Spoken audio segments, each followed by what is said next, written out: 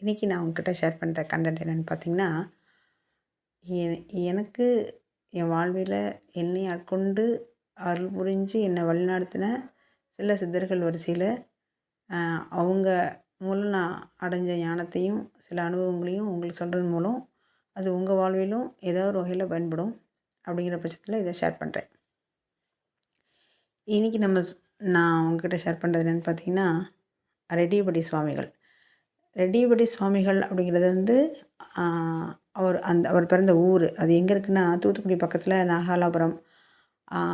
அதுக்கு பக்கத்தில் ஒரு கிராமம் தான் ரெட்டியபட்டி. அதில் இருக்க அந்த ஊர்லேருந்து அவர் வந்ததுனால அவர் ரெட்டியபட்டி சுவாமிகள்னு சொல்லிட்டாங்க. ஆக்சுவலாக அவர் வந்து அவங்க அப்பா பேர் வச்சது வந்து சுப்பிரமணியம் தான். அவங்க அப்பா அம்மாவுக்கு வந்து நிறைய குழந்தை செல்வங்களில் இவர் ஒருத்தர். ஆனால் இவர் வந்து மற்ற குழந்தைகள் மாதிரி குழந்தைங்களோட விளையாட்டு, இந்த சிறு வயசுக்குரிய தன்மை இதெல்லாம் இல்லாமல் சதா ஏகாந்தத்தில் இருக்கிறது, பூஜை அறையில் கண்ண மூடி உட்காந்துக்கிறது, இந்த மாதிரி இருந்துகிட்டு இருந்தார் சின்ன வயசில். அப்போது அவர் வந்து சுவாமி வந்து நம்ம வந்து நினைக்கிறோம் இந்த உலகம் வந்து ரொம்ப பெருசு இல்லைங்களா? அந்த அந்த உலகத்தில் உள்ள இறைவனோட பெருமையை வந்து நம்ம இவ்வளோதான்னு சொல்ல முடியாது. ஆனால் இந்த மாதிரி சில ஞானிகள் எதுக்கு பூமியில் பலப்படுத்தி வராங்கன்னா, இந்த அடியார்களை வந்து எப்படி வந்து வழிநடத்தணும் அப்படின்ட்டும், அதே மாதிரி உண்மையான அந்த இறைவனோட அருள் நெறிகளையும் தத்துவங்களையும் எப்படி வந்து உபதேசிக்கணும் அப்படிங்கிறத இறைவனோட ஆணைப்படி இந்த மாதிரி ஞானிகள் சித்தர்கள் மூலமாக பூமியில் வந்து அவதாரமாக வந்து நமக்கு சில விஷயங்கள் சொல்லித்தராங்க. அதில் இவர் அனுபவத்தின் மூலம், உபதேசங்கள் மூலம் கிடைச்ச விஷயங்களை நமக்கு ஷேர் பண்ணுறார். அப்போது இப்போ உங்கள் அம்மாவுக்கு ஒரு கனவு வந்துச்சான். யாருக்கு? நம்ம ரெட்டியபடி சுவாமிகளோட அம்மாவுக்கு ஒரு கனவு வந்துச்சான். அந்த கனவு வந்து என்னென்னு கேட்டிங்கன்னா, அவங்க அம்மா பேர் வந்து ஆவுடையம்மான்னு சொல்லுவாங்களாம். அந்த ஆவுடையம்மாளுக்கு வந்து என்னென்னா ஒரு கனவு வந்துச்சான். கனவு வரும்போது அப்படி ஒரு வானத்துலேருந்து ஒரு வெள்ளை யானை வந்துச்சான். வெள்ளை யானை மறைஞ்சு அப்படி ஒரு இளைஞனாக மாறிச்சான். அப்படி வந்து அவங்க அம்மா வயிற்றுல பூந்த மாதிரி ஒரு கனவு கண்டாங்களாம். அந்த டைமில் அவங்க வந்து செப்டம்பர் மாதம் 1856 ஒரு அழகான ஒரு குழந்தைய அவங்க வந்து பெற்றாங்க. அதுக்கு தான் சுப்பிரமணியன் பேர் வச்சாங்க. இது எப்படி வந்து இந்த ரெட்டியபடி சுவாமிகள் மாறிச்சு அப்படிங்கிற கதை வந்து நான் உங்களுக்கு இப்போ சொல்கிறேன். இப்போது இவர் வந்து சின்ன வயசில் இந்த மாதிரி வந்து வாழ்ந்துகிட்டே இருக்கும்போது அவங்க வந்து வியாபாரம் தான் பண்ணிகிட்டு இருந்தாங்க. அதாவது கிராமம்னால நகரத்தில் போய் பொருட்கள் வாங்கிட்டு வந்து சில கூடுதல் விலை வச்சு இங்கே விற்றுக்கிட்டு இருந்தாங்க. இது வந்து இவருக்கு பிடிக்கல. இவரே என்ன பண்ணுவார்னா, வண்டியை எடுத்துகிட்டு போய் தூத்துக்குடியில் போய் டவுனில் போய் பொருட்கள் வாங்கிட்டு வந்து எந்த விலைக்கு வாங்கினாரோ அதே விலைக்கு இந்த கிராமத்துலேயும் விற்பாராம். அந்த வயசுலேயே இந்த மாதிரி ஒரு தன்மை அவருக்குள்ளே இருந்திருக்கு. சில டைமில் வந்து சதா தியானத்தில் உட்காந்துக்கிறது, சிலம்பு, அந்த மாதிரி அந்த காலத்தில் அந்த தற்காப்பு கலைகள் இருக்கும்ல, களரி, மல்யுத்தம், இதெல்லாம் வந்து கற்றுட்டு இருந்திருக்காங்க. அப்போது அவருக்கு அசூயை சொல்லிச்சான், நீ வந்து இந்த நாகலாபுரத்தை விட்டு போ அப்படின்னு சொன்னோடனே இவர் நேராக திருச்செந்தூர் போயிட்டாராம். திருச்செந்தூர் போய் அங்கே அந்த முருகன், அந்த மயிலும் அந்த வேலு முருகனையும், அந்த திருச்செந்தூர் முருகனையும் பார்த்து சாமி கும்பிட்டுட்டு அங்கே கொஞ்ச நாள் இருந்துட்டு சாமி கும்பிட்டு இருக்கும்போது திரும்ப ஒரு அதிசயம் என்ன கேட்டுச்சான், திரும்ப நீ மதுரைக்கு போன்னு சொன்னோடனே மதுரைக்கு திரும்ப வந்தாராம். சித்தன் போக்கு சிவன் போக்கு இல்லையா? அதனால் மதுரைக்கு வரும்போது மதுரையில் அந்த மீனாட்சி அம்மன் கோயிலுக்கு எதிரில் ஒரு பலசர கடையில் வந்து கணக்கு பிள்ளையா இருந்து வேலை பார்த்துட்டு இருந்திருக்கார். அந்த கணக்கு பிள்ளையா இருந்து வேலை பார்த்துட்டு இருக்கும்போது என்னென்னு கேட்டிங்கன்னா, நிறைய மக்களுக்கு வந்து கொஞ்சம் இவர் அந்த சித்த நிலை கொஞ்சம் கூட மருத்துவம்லாம் கைகூடி இருக்குது. அதனால் வந்து அங்கே இருக்க மக்களுக்கெல்லாம் சின்ன சின்ன மருத்துவ உதவிகள், ஏதாவது பிரச்சனை இருந்தால் தீர்க்கிறது, இந்த மாதிரி காலங்கள் ஓடிட்டு இருந்திருக்கு. அப்போது அந்த ஊரில் இவர் பேர் சுப்பிரமணியம். இருந்தாலும் இவங்க வந்து ஊர் வந்து ரெட்டியபடினால ரெட்டியபடி சுவாமிகள் சொன்னதுனால அந்த பேரே பின்னாடி வந்துடுச்சு. இதுதான் அந்த பேர் வந்ததுக்கு காரணம். அடுத்து இவர் வந்து மதுரையில் வந்து இருந்ததுனால வைகை ஆற்றங்கரையில் காலங்காத்தால் குளிக்க போயிடுவாராம். குளிச்சுட்டு இருக்கும்போது திடீர்னு பார்த்தா அவர் கையில் ஒரு கல் மாதிரி ஏதோ அகப்பட்டிருக்கு. திடீர்னு பார்த்தா அது ஒரு சிலை, அது பிள்ளையார் சிலை. அந்த பிள்ளையார் சிலையை எடுத்து எப்படி இது வந்திருக்கு அப்படின்னு பார்க்கும்போது சுற்றி முற்றி பார்த்துட்டு இது எப்படி இந்த வந்துச்சுன்னு ஒரு ஆராயும் போது இறைவனோட அருளாக தான் அதை கிடச்சிச்சு அப்படிங்கிறத உணர்ந்துட்டு அதை வந்து பக்கத்தில் இருக்க ஒரு மரத்துக்கிட்ட, அரச மரத்துக்கிட்ட வச்சு சாமி கும்பிட்டுட்டே வந்திருக்கார் பூஜை பண்ணி.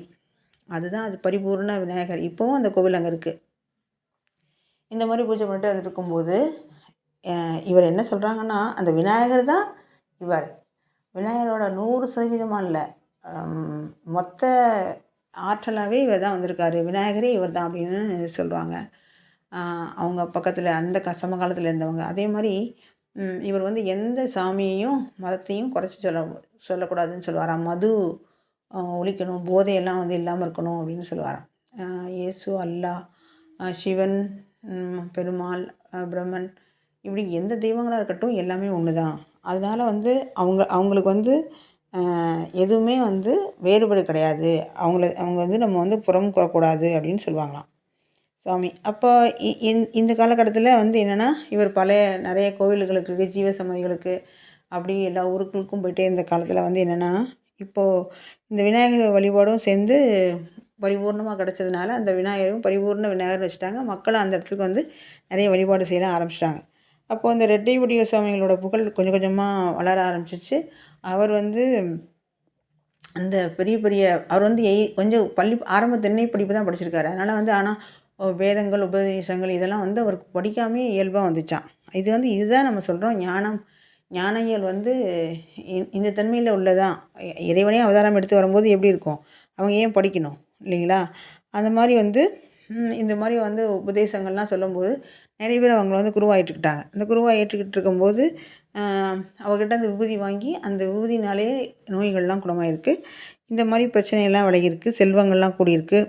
அப்போது இவரை எல்லாரும் அன்பாக ரெட்டியப்படி சுவாமிகள்னு சொல்கிற அளவுக்கு இங்கே பேரே நிலச்சதுன்னு சொன்னோம் இல்லையா? கொஞ்ச காலத்தில் அவர் வந்து என்னென்னா ஆத்ம ஞானம் அடைய வேண்டி என்ன செஞ்சுருக்காருன்னா, சரி நம்ம நேராக குற்றாலம் போகலாம் அப்படின்னு சொல்லிட்டு குற்றாலம் போயிட்டார். அங்கே போய் செண்பகாதேவி அருவி பக்கத்தில் வந்து ஒரு 12 வருஷம் வந்து தியானம் பண்ணியிருக்கார், தவம் பண்ணியிருக்கார். அப்படி பண்ணும்போது அங்கே இருக்க பல சித்தர்கள், ஞானிகள்கிட்ட ஆசீர்வாதம் வாங்கி இவர் பரிபூர்ணமாக சித்த புருஷனாகி வெளி உலகத்துக்கு வந்திருக்கார்.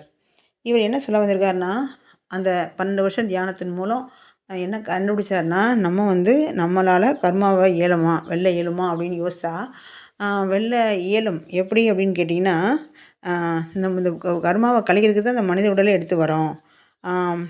அப்போ வந்து என்னென்னா, அந்த பஞ்சபூதங்களோட தன்மையால் நம்ம அந்த கர்மாவை கழிக்க முடியும். அதில் வந்து முக்கியமானது நீர் அப்படின்னு சொல்லியிருக்காரு. அப்போ அந்த நீர் மூலம் பல வினைகளை வந்து தீர்க்க முடியும் அப்படின்னு சொன்னதுனால தான் மக்கள்கிட்ட அந்த நீர் மூலம் அவர் வந்து சில விஷயங்கள் சொல்லி அது வந்து அந்த அந்த அந்த விதிகளுக்கு வந்து சட்டம் உருவாக்கி காலையில் பிரம்ம முகூர்த்தத்தில் 3:45லேருந்து 4:15க்குள்ளே குளிச்சிடணும். அது ஏன் அப்படின்னு கேட்டிங்கன்னா, இவங்க அந்த கங்கை கிட்டேருந்து ஒரு வரம் வாங்கினாங்க. எப்படி வாங்கியிருந்தாருன்னா, என்னோடய பக்தர்கள் என்ன அருள் சட்டத்தை இந்த சட்டங்களை பின்பற்றவர்கள் வந்து இந்த மாதிரி பிரம்ம முகூர்த்தத்தில் 3:45 to 4:15க்குள்ளே குளிக்கிறவங்களுக்கு கங்கையில் குளித்த பலனை தரணும்னு சொல்லி கங்கையிலேருந்து இவர் வந்து கங்கைக்கிட்ட வந்து வரம் வாங்கி வந்ததுனால இவங்க இதை வந்து செய்ய சொல்லி இவர் வந்து மக்கள்கிட்ட வந்து வலியுறுத்தினார். அப்போ வந்து நீங்கள் இப்படி தொடர்ந்து செய்யும்போது என்னென்னா, அந்த கர்ம வினைகள் நீங்கி இன்னும் புதுசாக கர்ம வினைகள் திரும்ப உங்களுக்கு வராது அப்படிங்கிறத வந்து இவங்க வந்து சொல்லியிருக்காங்க. ஆக மொத்தத்தில் சேர்ந்து நீங்கள் வந்து கஷ்டமான கர்மாவையும் கழிக்க வரீங்க, துன்பமான கர்மாவும் கழிக்க வரீங்க. 2யுமே நீங்கள் தான் கழிக்கணும். அதனால் இந்த மாதிரி பரிகாரங்கள், இந்த வெள்ளிக்கிழமை விரதம் இருக்கிறது, இந்த காத்தால் பச்சை தண்ணியில் குளிக்கிறது, போதை வஸ்துக்கள் இந்த மாதிரிலாம் இல்லாமல் இருக்கிறது, எல்லா தெய்வத்தையும் சமமாக நினைக்கிறது, இந்த மாதிரி வந்து அரிய கருத்துக்கள்லாம் மக்களில் வந்து இவர் வந்து பரப்பினார். சரிங்களா? அந்த வகையில் இவரோட மக்கள்கிட்டருந்து என்ன என்ன வந்து கற்றுக் கொடுக்கணும்னு வந்தாரோ அதெல்லாம் வந்து முழுமையாக கற்றுக் கொடுத்தோன்னே நம்ம உடலை விட்டு போகிறதுக்குரிய காலம் வந்த உடனே முடிவு பண்ணிட்டார். முடிவு பண்ணோன்னா என்ன பண்ணார்னா, என்றைக்கு எந்த உயிர்னாலும் நம்ம அந்த உடல் விட்டு தானே போகணும். அப்போ வந்து என்னென்னா, இப்போ வந்து என்னென்னா, நம்ம வந்து இப்போ ஒரு வேளை நம்ம அந்த அந்த இன்ப துன்பங்களை வந்து அனுபவிச்சுட்டு வரும்போது, இன்பமே அனுபவிச்சுட்டு துன்பங்களை வந்து நம்ம பதறி தெரித்து ஓடும்போது, திரும்ப நம்ம அந்த துன்பத்தை அனுபவிக்கிறதுக்கு பிறவி எடுத்து தான் வந்தாகணும். அதனால நம்ம என்ன சொல்கிறோன்னா, இறந்து திரும்ப திரும்ப பிறவி வரணும். அதனால் நீங்கள் வந்து என்னென்னா, அந்த இன்பத்தை அனுபவிக்கிற மாதிரி துன்பத்தையும் அனுபவிச்சுருங்க அப்படின்னு சுவாமி வந்து சொல்லியிருக்காங்க. அப்போ வந்து வாழ்க்கையில் பல துன்பம் வருது இல்லைங்களா? அப்போ தீர்த்துக்கொள்ள தானே பல வகையான பரிகாரம் செய்கிறோம். ஆனால் அந்த பரிகாரம் மூலம் துன்பம் களையப்பட்டாலும் அவ வந்து அது கூட விதிப்பயன் தான். உண்மை தானே? இப்போ வந்து நம்ம வந்து ஒருத்தங்களுக்கு வந்து ஆக்சிடென்ட் ஆகுது. அந்த ஆக்சிடென்ட்டில் கூட தப்பிச்சுட்டாங்க அப்படின்னா, அந்த தப்பிக்கிறது கூட அவங்க விதிப்பயனில் தான் இருந்திருக்கணும். அந்த இறைவனோட அருளால தான் அந்த அந்த அந்த ஆக்சிடென்ட்ல அவர் உயிர் பிழைச்சிருப்பாரு. அந்த இடத்துல உயிர் பிழைக்கிறதுக்கு வாய்ப்பே இல்லாம இருந்திருக்கும். அந்த இடத்துல ஒரு அடி கூட படாம தப்பிக்கிறது தான் இந்த இந்த விதிப்பயன் தான். அதுவும் விதிப்பயன் தான். அதே மாரி ஒரு புல்லு தடுக்கி கொஞ்சம் ஜஸ்ட்டு எதுவுமே இல்லாம டப்புன்னு விழுந்துருவாங்க. எந்த அடி கூட படாம தூங்குற மாரி இருப்பாங்க. உயிர் போயிருக்கும். இதுவும் விதிப்பயன் தான். அதனால இங்கே எல்லாமே இறைவனோட அருள் கீழ தான் நடக்குது. அப்போது இந்த இந்த மனித பிறவிய பிறந்து வர்றதே நம்ம வந்து இன்ப துன்ப கருமாவா கழிக்கிறதுக்கு தான். அப்படின்னு அவர் வந்து மக்கள்ட்ட வந்து அந்த அருள் சட்டம் அப்படிங்கிற தன்மையை கொண்டு வந்து நிறைய விஷயங்கள் மக்கள்ட்ட வந்து சொன்னாங்க. அந்த அருள் சட்டத்தை வந்து பின்பற்றவங்க என்னென்னா, மாமிசம் உண்ணக்கூடாது. இந்த மாரி வந்து சில சில விதிமுறைகள்லாம் சொன்னாங்க. அந்த வகையில ரெட்டிய சுவாமிகள் வந்து என்ன சொன்னார்னா, அந்த மதுபானங்கள் அந்த இப்போ இப் வெயில் இந்த மாரி எந்த மாரி இருக்கு இல்லையா? வெயிலு, குளிர் எந்த மாரி இருந்தாலும் நம்ம வந்து குளிக்கும்போது அந்த குளிர்ந்த நீர்ல தான் குளிக்கணும். நம்ம இப்போ வந்து குளிரான காலத்தில சுடு தண்ணீல குளிச்சுக்கிறோம்ல, அந்த மாரி இல்லாம அவங்க அவங்க கங்கைட்டருந்து ஒரு வாங்கியிருந்தாங்கல்ல ஒரு வரம். அதன்படி அந்த 3:15 டூ 3:45 டூ 4:15க்குள்ள நீங்க பச்சை தண்ணீல குளிச்சா, கங்கையில குளிச்ச பலன் தான் கிடைக்கும் அப்படின்னு சொன்னாங்க. நம்ம வந்து இந்த உடலை வந்து பேணி காக்கணும். உடல்ல தான் இறைவன் இருக்காங்கிறது உண்மை. அந் அப்போ வந்து என்னென்னா, இந்த உடலை வந்து எந்த அளவுக்கு நம்ம வந்து அ இறைவன் இருக்கிற இடம்னு நம்ம உணர்ந்து செய்கிறோமோ, சுவர் இருந்தால் தான் சித்திரம் வரைய முடியும். அப்படிங்கிற பட்சத்தில நம்ம எவ்வளோ அளவுக்கு இந்த உடலை வந்து உணர முடியுமோ, அப்போ தான் இறைவனையும் நம்ம உணர்ந்து போக முடியும். இதில் நோய்வாய்ப்பட்டாவோ, இல்லை இதன் மூலம் சில குறைகள் ஏற்பட்டாவோ நம்ம இறைவனை உணர்றது தடைப்படும். அதனால தான் பிறவியை எடுத்து வந்ததே கர்மாவ கழிக்க தான். அந்த கர்மாலயும் சில துன்பங்கள்லாம் செஞ்சோம்னா, திரும்ப திரும்ப திரும்ப திரும்ப நம்ம வந்து பிறவி எடுத்து வர்றதுக்கு ஒரு நோக்கமா போயிரும். அத களையிறதுக்கு எவ்வளோ விழிப்புணர்வோட இருக்கணும். இந்த மாரி வந்து சில செயல்கள் மூலம் அ அந்த கர்மாவையும் நம்ம கூட ஒட்டாம திரும்ப கழிஞ்சு போக செய்து, திரும்ப புது கர்மாவும் நம்மக்கிட்ட வந்து வராம செய்றதுக்கு தான் இவ்வளோ அ அருள் சட்டங்கள்ங்கிற சில விதிமுறைகளையும் போட்டு இந்த மாரி செஞ்சாங்க. இவரோட கோவில் வந்து ஸ்ரீநகரில் பெசன்ட் நகரில் கூட ஒரு கோவில் இருக்குது இவருக்கு.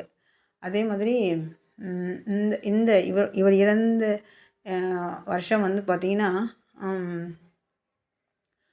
1923ல் ஒரு ஜனவரி மாதம் 12ஆம் தேதி ஒரு அனுஷ நட்சத்திரத்தில் இறந்ததுனால, அந்த அனுஷ நட்சத்திரத்தை தான் ஒவ்வொரு வருஷமும் அந்த மார்கழி மாதம் வர அனுஷ நட்சத்திரத்தை தான் இவங்க இந்த ஜீவசமாதி அடைஞ்ச நாளாக மக்கள் கொண்டாடுறாங்க.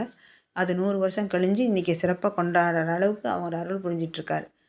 ஸோ இதன் மூலம் நான் என்ன சொல்ல வரேன்னா, இந்த மாதிரி அருள் பெற்ற ஒரு சித்தர்களையோ, ஞானிகளையோ நம்ம வந்து அவங்க அவங்க செயல்களை மூலமோ, அவங்களையோ நம்ம வந்து இந்த மாதிரி தெரிஞ்சுக்கிறது மூலம் நம்ம கர்ம வினை கழிகிறதோடு இல்லாமல், நம்ம ஒரு ஒரு ஆன்மீகத்தில் முன்னேறதுக்கு ஒரு வழியையும் அவங்க காட்டித் தருவாங்க. சேம் டைமில் நம்மக்கிட்ட ஏதாவது தடையோ, நம்ம ஏதாவது தெரிஞ்சோ தெரியாமலோ மனிதன் வந்து எந்தையாவது வகையில் ஒரு பிளாக் ஆகி நிற்கிறது, ஒரு தடைப்பட்டு நிற்கும்போது, அந்த தடையை கண்டுபிடிக்கிற சக்தி நமக்கு இல்லாமல் இருக்கும்.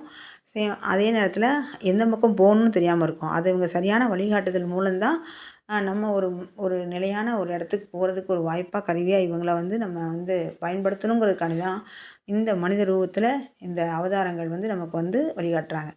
ஸோ இதை இதை வந்து நம்ம உணர்ந்து இந்த மாதிரி வாழ்க்கையில் நிறைய சித்தர்கள் வருவாங்க. அது வந்து என்னென்னா, அந்த இப்போ நம்ம வளர்ந்து வரும் காலத்தில் இப்போ இப்போ நமக்கு ஒரு 30 வயசு ஆகுதுன்னு வச்சுக்கோங்களேன்.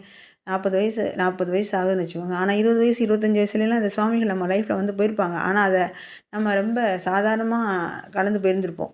நம்ம சிறு வயசுலலாம் நிறைய சித்தர்கள், ஞானிகள்லாம் அம்மா அப்பா கூட ஜீவசமாதி கோயில்களுக்கு சித்தர்கள்கிட்ட போயிருப்போம். அப்போலாம் நம்ம வந்து அதோட அருள் தன்மையெல்லாம் உணர்ந்திருக்கக்கூடிய பக்குவமும், அதை பிடிச்சு அதை செயல்படுத்தி அதை நம்ம ஆன்மீகத்துக்கு பயன்படுத்தணுங்கிற நோக்கமே இருக்காது. நமக்கு இந்த பிற்பகுதி அந்த 35, 45 வயசில் தான் அந்த ஆன்மீகத்துக்குள்ளே வந்து ஒரு என்ட்ராகிறதுக்கு வழியா இருக்கும்போது, நம்ம சிறு வயதில் நம்ம யாரெல்லாம் ஆட்கொண்டாங்களோ, நமக்கு யார் இந்த ஆன்மாக்கள்லாம் சித்த புருஷர்கள்லாம் நமக்கு வந்து ஒரு ஆத்ம தொடர்பு இருக்கோ, அவங்கெல்லாம் திரும்ப வருவாங்க. நீங்கள் ஒருத்தவங்களும் என்ன பண்ணுறீங்கன்னா, உங்களுக்கு சின்ன வயசுலேருந்து இப்போ வரைக்கும் எந்தெந்த சித்தர்கள்லாம் உங்க கூட லிங்கில வந்தாங்க, நீங்கள் யார பார்த்தீங்க, அப்படிங்கிறதெல்லாம் கண்டுபிடிச்சு, அத உணர்ந்து திரும்ப அவங்களா எடுத்து